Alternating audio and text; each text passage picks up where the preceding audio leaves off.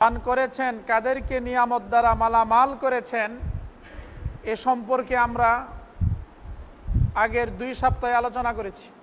4 প্রকার: নবীন, সিদ্দিকিন, শুহাদা, সালিহিন।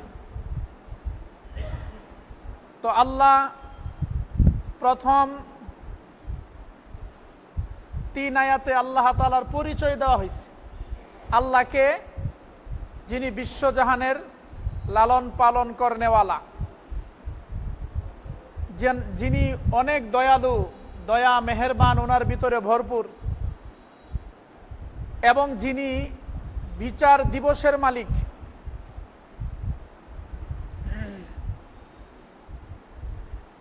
আল্লাহ তাআলার পরিচয় দেওয়ার পর আল্লাহ তাআলার কাছে, আল্লাহ তাআলার নিকট ঘোষণা দেওয়া হচ্ছে বান্দার পক্ষ থেকে যে ইয়াকা না'বুদু, সুতরাং আমরা আপনারও ইবাদত করি, অন্য কারো নয়, এবং আপনার নিকটেই সাহায্য প্রার্থনা করি, অন্য কারো নিকট নয়। আল্লাহ ছাড়া অন্য কারো নিকট সরাসরি সাহায্য প্রার্থনা করা এটা শিরিক। আল্লাহ ছাড়া অন্য কারো ইবাদত করা এটা শিরিক। আল্লাহ ছাড়া অন্য কারো নামে কোনো কিছু জবাই করা এটা শিরিক। অন্য কারো নামে, মানুষ মূর্তির নামে করে, সূর্যের নামে করে, চন্দ্রের নামে করে, দেবদেবীর নামে করে, এগুলা শিরিক। আমরা যত পশু জবাই করি সবগুলো কার নামে? আল্লাহর নামে। আল্লাহর নাম ছাড়া অন্য কারো নামে পশু জবাই করলে সেই পশুর গোশত হারাম হয়ে যায়। কি হয়ে যায়? হারাম হয়ে যায়। এটা হলো পক্ষ থেকে, আমরা যে নামটা লেখা, এটা হলো আমার পক্ষ থেকে। কুরবানিটা কি? আমার পক্ষ থেকে। কিন্তু কুরবানি কার নামে? আল্লাহর নামে। অমুকের পক্ষ থেকে আল্লাহর নামে। এই 7 জনের পক্ষ থেকে কার নামে? আল্লাহর নামে। এটা আমাদের সমাজে বলার ক্ষেত্রে একটু এভাবে বলে, কিন্তু নাম কার নামে কুরবানি হবে? আল্লাহর নামে, অন্য কারো নামে হবে না।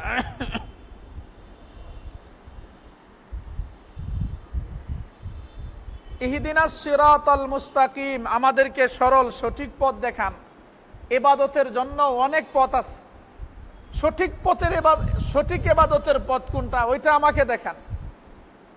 সাহায্য প্রার্থনা করার উল্টাপাল্টা অনেক জায়গা আছে মানুষ করে, সঠিক সাহায্য প্রার্থনা করার রাস্তা কোনটা ওইটা আমাকে দেখান। আর ওইটা কাদের পথ? যাদের উপর আপনি নিয়ামত বর্ষণ করেছেন। তো শুধুমাত্র যাদের উপর নিয়ামত বর্ষণ করেছেন তাদের পথ, এখানেই আয়াত এবং সূরা শেষ হয় নাই। আল্লাহ তাআলা সামনে আবার বান্দাকে শিখাইতেছেন, গায়রিল মাগদুবি আলাইহিম ওয়ালাদ-দাল্লিন। সরল পথ তো দেখাবেন, কথা ঠিক।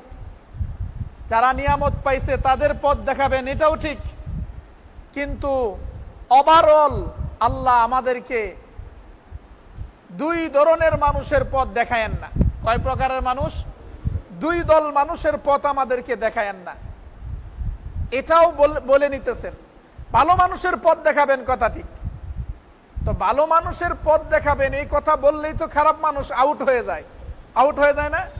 কিন্তু এরা এত খারাপ যে আল্লাহ তাআলা বিশেষভাবে আবার তাদের কথা উল্লেখ করতেছেন যে গায়রিল মাগদুবি আলাইহিম ওয়ালাদ-দাল্লিন।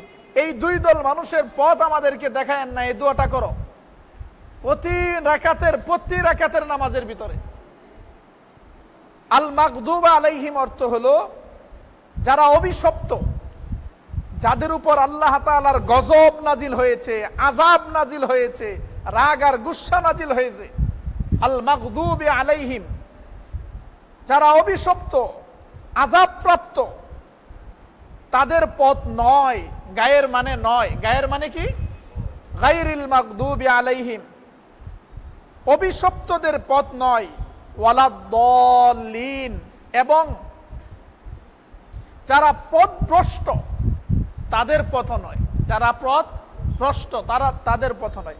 এখন এই 2টা মাগদুব আলাইহিম এবং ওয়ালাদ্দাল্লিন এরা আসলে কারা এবং এদের গুণগুলা কি, দুইটা জিনিস চিনতে হবে। সকল মুফাসসিরিনে কেরাম লেখছেন এখানে আল মাগদুবি আলাইহিম দ্বারা উদ্দেশ্য হলো ইহুদি জাতি। কারা? ইহুদি জাতি। আর দল্লিন দ্বারা উদ্দেশ্য হলো খ্রিস্টান জাতি। ইহুদি জাতি হলো ওই সকল জাতি যারা সত্যকে জানার পরেও মানে নাই। সত্যকে জানার পরেও মানে নাই। আল্লাহকে জানছে, কোরআনকে জানছে, শরীয়তকে জানছে, আখেরাতকে জানছে, শেষ নবী মুহাম্মদুর রাসূলুল্লাহ সাল্লাল্লাহু আলাইহি সাল্লামকে আখিরি নবী হিসাবে জানছে, কিন্তু মানে নাই। জানার পরেও যারা মানে না এরাই হলো মাগদুব আলাইহিম। এই ইহুদি জাতি এরা জানার পরেও মানতো না, গাউরামি কইরা। কি করে মানতো না? এরা গাউরামিটা কেন করত? ইহুদিরা অর্থাৎ বনি ইসরাইল এরা যখন কোনো কাফের মুশরিকদের সাথে যুদ্ধে লিপ্ত হইতো, তখন হাদিস শরীফের ভিতরে আছে যুদ্ধে যদি তারা পরাজয় বরণ করত, তাহলে যুদ্ধের ময়দানে তারা আল্লাহর কাছে দোয়া করত, আল্লাহ শেষ নবী যে একজন আসবে এই নবীটা আমাদের বংশের মধ্যে পাঠায়েন। আর শত্রুদেরকে বলে দিত তোমরা অপেক্ষা করো, একজন নবী আইব, শেষ নবী, বিশ্ব নবী। ওই নবী আসার পরে আমাদের সাথে যত অন্যায় তোমরা করছো তার প্রতিশোধ আমরা নিব। প্রত্যেক যুদ্ধের ময়দানে ইহুদিরা এই দোয়াটা করত। কিন্তু তারা দেখলো যে শেষ নবী, সর্বশেষ নবী, উনি বনি ইসরাইলে না এসে বনি ইসমাইলে আইসা পড়ছে। ইসরাইল বংশে আসে নাই, ইসমাইল বংশে এসেছেন। আমাদের নবী কার বংশের? ইসমাইল আলাইহিস সালামের বংশের। ইব্রাহিম আলাইহিস সালাতু ওয়াস সালামের এক ছেলের নাম হলো ইসহাক। কি নাম? ইসহাক। আরেক ছেলের নাম হলো ইসমাইল। ইসহাক আলাইহিস সালাতু ওয়াস সালামের ছেলের নাম হলো ইয়াকুব। ইয়াকুব আলাইহিস সালাতু ওয়াস সালামের ছেলের নাম হলো ইউসুফ। এখান থেকে বনি ইসরাইলের শত শত হাজার হাজার নবী আসছে। হযরত ইসহাক আলাইহিস সালাতু ওয়াস সালামের আরেকটা নাম ছিল ইসরাইল। ইয়াকুব আলাইহিস সালামের আরেকটা নাম ছিল কি? ইসরাইল। এটা ইয়াকুব আলাইহিস সালামের আরেকটা নাম ছিল। হিব্রু ভাষায় ইসরুন শব্দের অর্থ হলো বান্দা, আর ইল শব্দের অর্থ হলো আল্লাহ। ইসরাইল শব্দের অর্থ হলো আল্লাহর বান্দা। ইসরাইল শব্দের অর্থ কি? আল্লাহর বান্দা। অর্থাৎ আরবিতে আমরা যেটা বলি আব্দুল্লাহ। তো এই যে হযরত ইয়াকুব আলাইহিস সালাতু ওয়াস সালামের, ইসহাক আলাইহিস সালাতু ওয়াস সালামের অপর নাম কি ছিল? ইসরাইল। এইজন্য উনার বংশ থেকে যেই ধারাটা বের হয়েছে এদেরকে বনি ইসরাইল বলা হয়। কি বলা হয়? বনি ইসরাইল বলা হয়। আর এই বনি ইসরাইলের হাজার হাজার নবী আল্লাহ পাঠাইছেন। আর আরেক ছেলে ইব্রাহিম আলাইহিস সালামের আরেক ছেলে হযরত ইসমাইল আলাইহিস সালাম, উনার বংশে আল্লাহ কোনো নবী পাঠান নাই। সর্বশেষ আখিরি নবী হযরত মুহাম্মদুর রাসূলুল্লাহ সাল্লাল্লাহু আলাইহি সাল্লামকে এই ইসমাইল আলাইহিস সালামের বংশে পাঠাইছেন, একজনই পাঠাইছেন। বনি ইসরাইলরা দেখলো এত দোয়া করলাম এই নবী নাম করে পাঠাবার লিগা, যেই নবী এত মর্যাদাবান, যেই নবীর এত শক্তি, যেই নবীর এত ফজিলত, যেই নবীর এত মাকাম, আর আমরা এত দোয়া করলাম নবীরা যেন বনি ইসরাইলে আসে। আর এই নবী বনি ইসরাইলে না আইসা বনি ইসমাইলে আইসা বলল, তারা ঐতিহাসিকভাবে ধর্মীয়ভাবে বয়কটের ডাক দিল যে এই নবীকে আমরা বয়কট করলাম, এই নবীরে মানি না। নাউজুবিল্লাহ। কথা বুঝতে পারছেন? এটা হলো ইহুদি জাতির সাথে মুসলিম জাতির বিদ্বেষের মূল কেন্দ্রবিন্দু। এরা গাউরামি করে শেষ নবীরে মানে না। আমাদের বংশে কেন এই নবী আসলো না? বনি ইসমাইলে কেন আসলো? বনি ইসরাইলে কেন আসলো না? এই গাউরামি করে এরা এই ধর্মীয় শত্রুতা মুসলমান জাতির সাথে এরা শুরু করছে। এটা এই গাউরা জাতি আগে থেকেই গাউরামি ছিল। এই গাউরামির চূড়ান্ত ফল হলো বিশ্ব নবীকে না মানা। আজ পর্যন্ত ইহুদি জাতিরা এই সঠিক জানার পরে, এরা জানতো কিনা সঠিক বলেন? এই নবী যে শেষ নবী, বিশ্ব নবীরা জানতো না? না জানলে আগে দোয়া করলো কেমনে? আগে যে দোয়া করতো এটাই দলিল যে জানতো এরা শেষ নবী, আখেরি নবী, শক্তিশালী নবী, কিন্তু মানছে না কেল্লি গিয়া গাউরামি করে। এই গাউরামি করে সত্য জানার পরেও না মানার কারণে আল্লাহ তাআলা তাদের উপর গজব নাজিল করছেন, তাদেরকে দেশান্তর করছেন, বনবাসে পাঠাই দিছেন। তাদের কোনো ভূমি নাই, ইহুদিদের কোনো জায়গা নাই, জাজিরাতুল আরব থেকে তাদেরকে উচ্ছেদ করা হয়েছে, এদের কোনো স্থায়ী আবাসস্থল নাই। এরা দেশে দেশে ঘুরছে, মানুষের কাছে, মানুষের ধারে ধারে ঘুরছে, কিছুদিন এই দেশে কিছুদিন ওই দেশে, যাযাবরের মতো। ওই যে বেদে সমাজ আছে না, বেদে সমাজ, বাদ্যা যারা আছে বেদে সমাজ, কিছুদিনে এনে ঘর করে, কিছুদিন ও এনে তাবু গাড়ে, কিছুদিন ওইখানে ঘর করে, এরকম হলো ইহুদি জাতি, এদের ইতিহাস। এরা কোথাও ঠাঁই পায় নাই। সর্বশেষ ফিলিস্তিনের এই এক পাশে অল্প একটু জায়গায় আবেদন নিবেদন করে, ভাড়া দিয়ে, ট্যাক্স দিয়ে, ভাড়াটিয়া হিসাবে আমেরিকার বিভিন্ন কলা কৌশল সুপারিশে এদেরকে ফিলিস্তিনের একটা জায়গার ভিতরে কি দেওয়া হইলো? ঠাঁই দেওয়া হলো, ভাড়াটিয়া হিসাবে জায়গা। ডাইরেক্ট ভূমির মালিক না, ভাড়া হিসাবে থাকতে লাগলো ফিলিস্তিনের এক অংশে। এই এখন বর্তমান ইসরায়েল যেহেনে থাকতে লাগলো। আর এই জাতি তো ওই রকম জাতি। হুসাইন আহমদ মদনী রহমতুল্লাহি আলাই বলেন, যদি সমুদ্রের তলদেশে দুইটা মাছকে যদি দেহ মারামারি করতেছে, সমুদ্রের তলদেশে যদি দুই মাছ কি করে মারামারি করতে দেখো, তাহলে বুঝবা ওইখানে কোনো ইহুদির ষড়যন্ত্র আছে, এর নাম ইহুদি জাতি। এটা বলার উদ্দেশ্য হলো উনি বুঝাইতে চাইছেন এরা এত দুরন্দর, এত ফেতনাবাজ, এত ঝগড়াটে, এত ঘাউরা, এত ফাসাদ সৃষ্টিকারী যে পৃথিবীর যে কোনো জায়গায় কোনো অঘটন ঝগড়া ফাসাদ হবে, কোনো না কোনো অ্যাঙ্গেল থেকে ডাইরেক্ট বা ইনডাইরেক্ট ইহুদিদের হাত সেখানে থাকবে। আজকের পুরা বিশ্ব এর জ্বলন্ত প্রমাণ। পৃথিবীতে যত আকাম কুকাম হয়, যত নষ্টামি হয়, কুফুরি, শিরিকি, বেদাতি, টেকনোলজির নামে, মিডিয়ার নামে, উন্নতির নামে, আধুনিকতার নামে, ফ্যাশনের নামে, উৎকর্ষতার নামে, অগ্রগতির নামে, বিজ্ঞান ও টেকনোলজির নামে যত অপকর্ম হয়, এই সব কিছুর মূল নাটের গুরু হইল ইহুদি জাতি। নাটের গুরু এরা হলো মাগদুব আলাইহিম। তাহলে আমরা কি বুঝলাম? ইহুদিদের মূল দোষটা কি? তাদের মূল অপরাধটা কি? সত্য জানার পরেও অস্বীকার করা, সত্য জানার পরেও না মানা। যারা সত্য জানে তারপরেও মানে না, এর নাম ইহুদি জাতি। মুফাসসিরিনে কেরাম তাফসীরের বিভিন্ন কিতাবে লিখছেন, এই যে আল মাগদুব আলাইহিম, এখানে আল্লাহ ইহুদিদের নাম বলেন নাই, গুণ বলছেন। ইহুদিদের নাম বলছেন এখানে না, তাদের দুষ্টা বলছেন, তাদের দুষ্টা বলছেন। এই জন্য মুফাসসিরিনে কেরাম প্রায় সবাই একমত, যদি এই দোষে কেউ দূষিত হয়, এই দোষটা যদি কারো ভিতরে পাওয়া যায়, তাহলে সেও মাগদুব আলাইহিম অন্তর্ভুক্ত হবে, সেও আযাব গজব প্রাপ্ত হবে। অর্থাৎ সত্য জানার পরেও যদি কেউ না মানে, সত্য বুঝার পরেও যদি কেউ মেনে না নেয়, সত্য নিজের সামনে প্রকাশিত হওয়ার পরেও যদি আমলে পরিণত না করে, তাহলেও সেও মাগদুব আলাইহিম, সেও গজব প্রাপ্ত, সেও আযাব প্রাপ্ত, সেও অভিশপ্ত। এটা আল মাগদুব আলাইহিমের মূল ব্যাখ্যা। এই জন্য আল্লাহ গায়রিল ইয়াহুদি ওয়ান নাসারা বলেন নাই, বলছেন গায়রিল মাগদুব আলাইহিম ওয়ালাদ-দাল্লিন। দলের নাম বলেন নাই, গুণের নাম বলছেন, দোষের নাম বলছেন।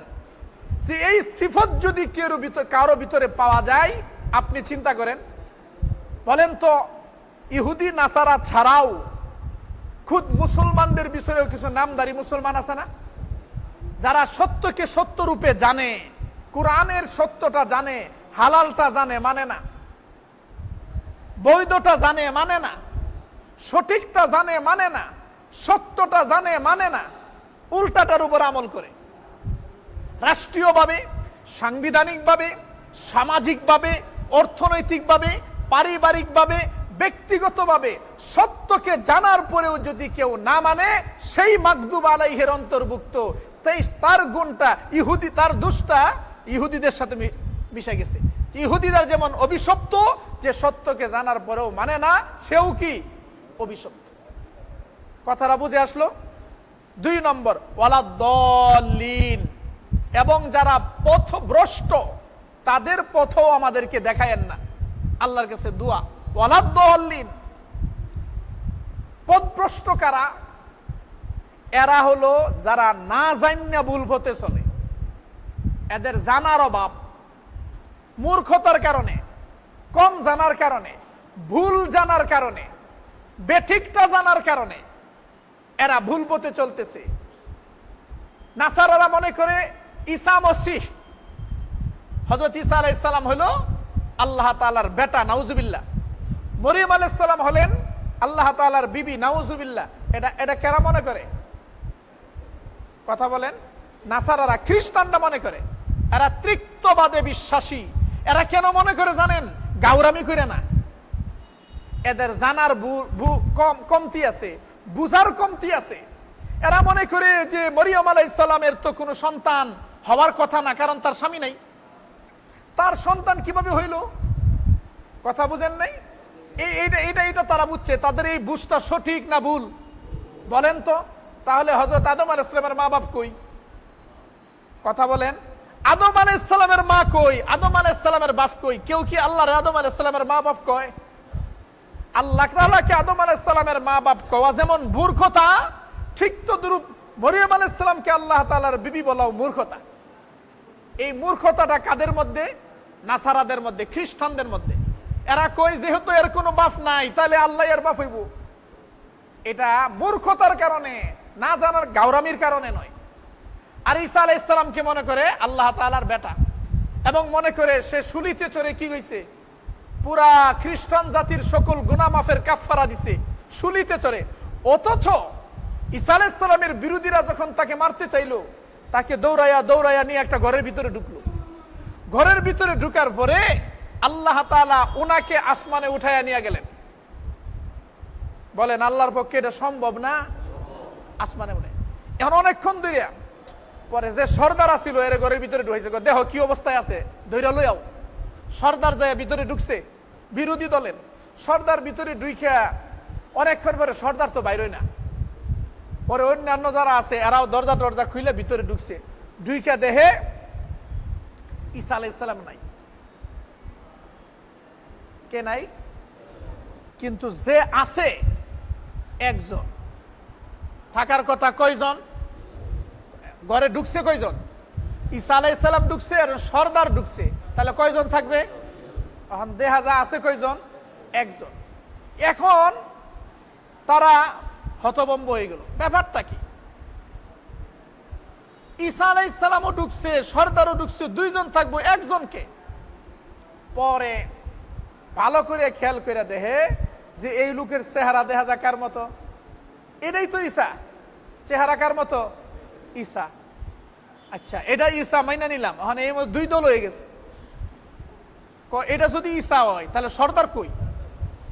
এটা যদি ঈসা হয় তাহলে না, ভুল হয়েছে, এটাই সর্দার।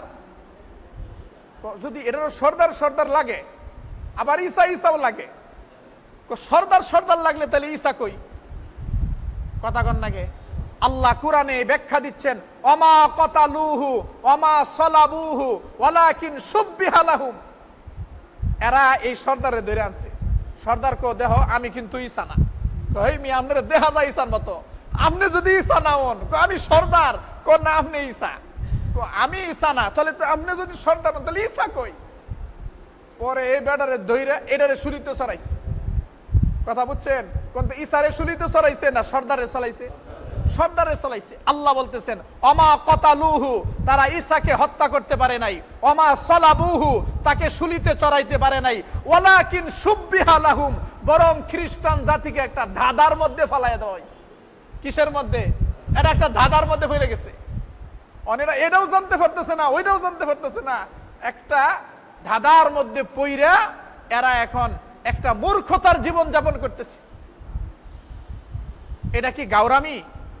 এটা কিন্তু গাওরামি না, এটা হলো জানার অভাব, বুঝার অভাব, কুওয়াতে ফাহমিয়া, সমাজ বুঝ শক্তি শিক্ষা পাওয়া এদের কম ছিল, মূর্খতার কারণে, না জানার কারণে, ভুল বুঝার কারণে, কম জানার কারণে, বেঠিকটা জানার কারণে, সঠিকটা না জানার কারণে এরা পথভ্রষ্ট হয়ে গেছে, সঠিক পথ থেকে বাইরে চলে গেছে। এর নাম হলো ইহুদি জাতি। সুতরাং এখানে আল্লাহ তাআলা নাসারাদের কথা বলেন নাই, সূরা ফাতিহার ওয়ালা দাল্লিন বলছেন, যারা পথভ্রষ্ট। এদের গুণ কি? যে এরা সত্যকে সত্য হিসাবে সঠিকভাবে জানে নাই, জানছে মিথ্যাটা, জানছে কোনটা? মিথ্যাটা, বুঝছে মিথ্যাটা। যারা বন্ডফিরের দরবারে আসা যাওয়া করে, এরা মনে করে আমরা এটাই সহি জানি। কথা কোন ঠিক কিনা? যারা বাতিল দলের সাথে উঠা বসা করে, গুমরা পথভ্রষ্ট আরো দল আছে না, কাদিয়ানি, হিজবুত তাওহীদ, আহলে কুরআন, আরো যারা আছে, এদের দলে যারা আছে এরা নিজেদেরকে কি মনে করে? সঠিক মনে করে। এই মনে করাটা কেন? গাওরামির কারণে না কম জানার কারণে? সঠিকটা না জানার কারণে, মূর্খতার জানার, সঠিক থেকে দূরে থাকার কারণে। এটা হলো নাসারা। সুতরাং দুনিয়াতে আজকেও যদি কেউ শরীয়ত সম্পর্কে মূর্খ হয়, কোরআন সুন্নাহর সঠিক জ্ঞান জানতে ব্যর্থ হয়, সঠিক হালাল হারাম জানার ক্ষেত্রে তার কোনো অলসতা থাকে, কমি থাকে, দুর্বলতা থাকে, সে দূরে ছিটকে থাকে, সঠিকটা জানার আগ্রহ না থাকে, সেও নাসারাদের, খ্রিস্টানদের গুণে গুণান্বিত হবে, সেও পথভ্রষ্ট হবে। সে নিজে নিজামুদ্দিন আউলিয়া হয়ে যাব। আমি বুঝি অনেকে আছে না, বাংলা বুখারী শরীফ ইন্টারনেট থেকে ডাউনলোড দিয়া আয়া ইমাম সাহেবের লুকমা দেয়, আছে কিনা? বেশি বুঝতে লাগছে। আসলে সঠিকটা বুঝেই নাই, সত্যটা বুঝেই নাই, আসলটা বুঝেই নাই। সে বুঝে নাই যে এটাও বুঝে নাই। আকাশকে নাদা নদকে বদা নদকে নাদা নদ, আকাশকে নাদা নদকে বদা নদকে নাদা নদ, দর জাহলে মুরাক্কাব আবাদাত দাহরে বামানত। কবি বলেন যে জানে না, এটাও জানে না, এই লোক তার জীবনটা ডাবল মূর্খতায় ব্যয় করে। কি মূর্খতায়? ডাবল মূর্খ। এটা শুধু মূর্খ না, ডাবল মূর্খ। সহজ বাংলায় গন্ড মূর্খ। যে সঠিকটা জানতে পারে নাই, বেঠিকটাকে সঠিক মনে করে চলতেছে, পথভ্রষ্ট। এটা কারা? নাসারারা, খ্রিস্টানেরা। তবে হ্যাঁ, এই গুণটা যদি আমাদের ভিতরে চলে আসে তাহলে আমরাও পথভ্রষ্ট হয়ে যাব। সত্যকে জেনে যদি আমরা না মানি, আমরা যেমন ইহুদিদের মতো গজব প্রাপ্ত হব। আজকে সারা দুনিয়ায় গজব, আযাব, গজব, ছোট আযাব, মাঝারি আযাব, বড় আযাব, দেশীয় আযাব, সামাজিক ভাবে আযাব, পারিবারিক ভাবে আযাব আছে কিনা? নাই। বুঝা গেল আমাদের অনেক কিছু জানার পরও আমরা মানি না। ইহুদিদের এই সিফতটা আমাদের ভিতরে আছে। সত্য একটা জানার পরেও মানি না, সঠিক একটা জানার পরেও মানি না। এর লেগে আমার সংসারে গজব আসে, আমার ব্যবসাতে গজব আসে, আমার চাকরিতে গজব আসে, আমার পরিবারে গজব আসে, আমার সমাজে গজব আসে, আমার দেশে গজব আসে, আমার অর্থনীতিতে, সমাজে গজব আসে। কারণ সত্যটা জানার পরও আমি মানি না। আর ওয়ালা দাল্লিন, আমি ভুল জানার কারণে ভুলটারে সঠিক মনে করতেছি।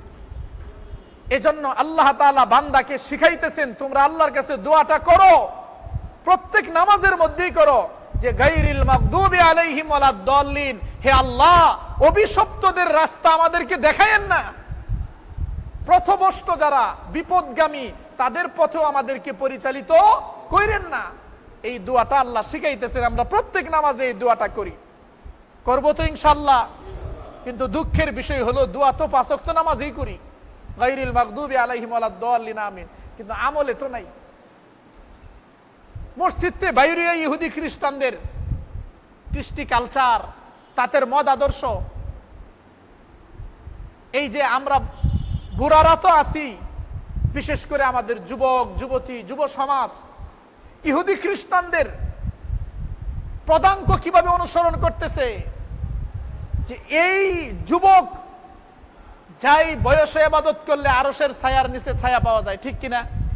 এরা রাত্রি যাপন করে রাত্রি জাগরণ করে ইহুদি খ্রিস্টানদের ভেলকিবাজি পাওয়ের খেল দেখবার লিগা। তাদের পতাকা আমাদের ঘরের ছাদের উপরে, মুসলমানের ঘরের ছাদের উপরে উড়ে, কালেমার পতাকা উড়ে না, ইহুদি খ্রিস্টানদের পতাকা উড়ে। তাদের বানানো পুরা পৃথিবী মানুষকে ভেলকিবাজি $8,000 কোটি এই খেলার মধ্যে ব্যয় করা হইতেছে। এই বিশ্বকাপ খেলায় পৃথিবীর লক্ষ লক্ষ মানুষ না খেয়ে আছে, বিশেষ করে মুসলমানরা। মানবাধিকার সংস্কার এই সংস্থার এটার প্রতি খেয়াল নাই। আর আমরা কুলাঙ্গার মুসলমান, নিমুখ হারাম মুসলমান, আমাদের সমাজ, আমাদের যুবক, আমাদের যুবতীরা আল্লাহর কথা বলে, আল্লাহকে বিশ্বাস করে, গায়রিল মাগদুবি আলাইহিম ওয়ালাদ-দাল্লিন দোয়া করে, কিন্তু তাদের পদাঙ্কই অনুসরণ করে। আল্লাহ আমাদেরকে হেফাজত করুন। তাহলে সূরাতুল ফাতিহার শুরু থেকে শেষ পর্যন্ত আয়াতগুলোর সংক্ষিপ্ত আলোচনা আমরা সমাপ্ত হলো। আগামী আলোচনায়, তাফসীর অনুষ্ঠানে আমরা এই সূরার কিছু ফজিলত, এই সূরার কিছু আমল, এই সূরা পড়ার কিছু পদ্ধতি, কখন পড়লে কি লাভ, কয়বার পড়লে কি উপকার, এই সংক্রান্ত একটা আলোচনা করব আর এক সপ্তাহে। এরপরে আমরা আলাম তারা সূরা থেকে আবার তাফসীর শুরু করব। ঠিক আছে ইনশাআল্লাহ। আল্লাহ তাআলা আমাদের সকলকে সূরাতুল ফাতিহা পড়ার, বুঝার, মানার, আমল করার তৌফিক দান করুন। দুরূদ শরীফ পড়ি। আল্লাহুম্মা সাল্লি